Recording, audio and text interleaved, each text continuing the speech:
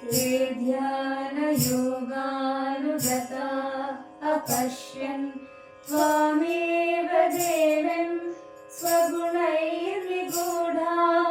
त्वमेव शक्तिः परमेश्वरस्य मां पाहि सर्वेश्वरी मोक्षदात्री। देवात्मशक्तिः श्रुतिवाक्यगीता महर्षिलोकस्य पुरः प्रसन्ना गुहात् परं व्योमसतः प्रतिष्ठा मां पाहि सर्वेश्वरी मोक्षदात्री। परास्य शक्तिः विविधैव श्रूयसे श्वेताश्ववाक्योदितदेवि दुर्गे स्वाभाविकी ज्ञानबलक्रियाते मां पाहि सर्वेश्वरी मोक्षदात्री।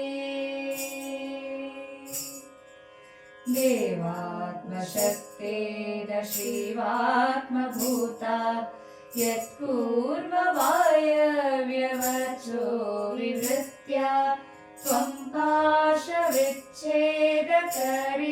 प्रसिद्धा मां पाहि सर्वेश्वरी मोक्षदात्री। त्वं ब्रह्मपुच्छा विविधा मयूरी ब्रह्मा प्रतिष्ठासि उपदिष्टगीता ज्ञानस्वरूपात्मदयाखिलानां मां पाहि सर्वेश्वरी मोक्षदात्री। मां पाहि दुर्गे मां पाहि दुर्गे मां पाहि दुर्गे मां पाहि दुर्गे मां पाहि दुर्गे मां पाहि दुर्गे मां पाहि